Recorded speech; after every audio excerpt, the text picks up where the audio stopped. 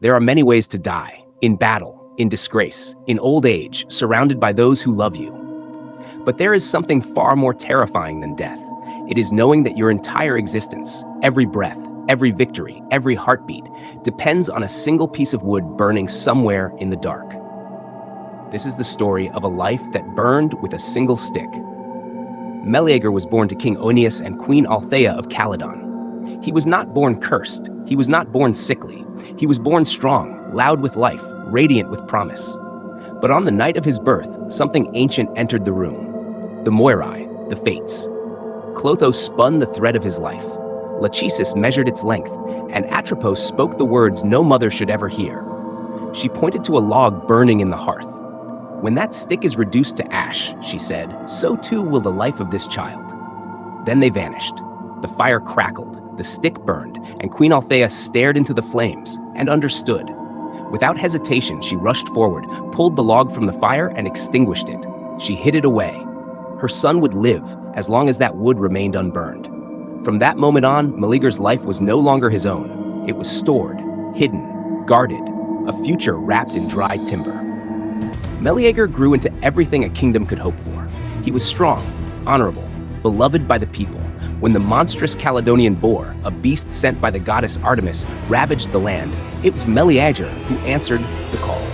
The hunt that followed became legendary. Heroes gathered from across Greece. Among them was the fierce huntress Atalanta. It was Atalanta who first drew blood from the beast. It was Meleager who struck the killing blow. And in front of all the warriors, he did something unexpected.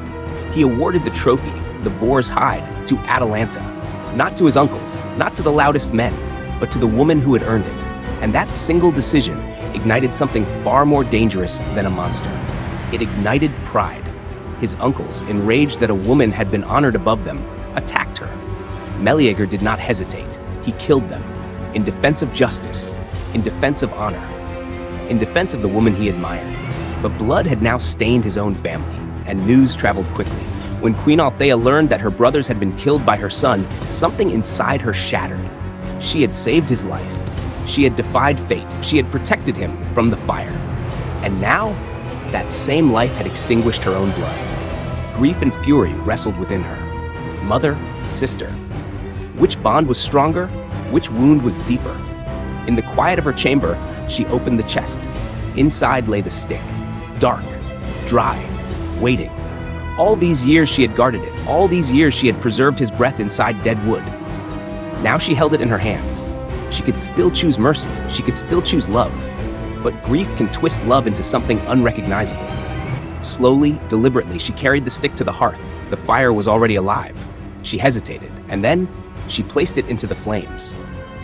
Far from the palace, Meleager was suddenly struck by a strange weakness. No wound pierced him. No enemy touched him. Yet his strength began to fail. As the stick caught fire, as the edges blackened, as the core began to glow, his breath shortened, his limbs trembled. His life, invisible but bound to that wood, was shrinking. In the palace, the flames consumed the stick. In the field, Meleager collapsed. No sword ended him. No prophecy struck him down. He simply burned from a distance.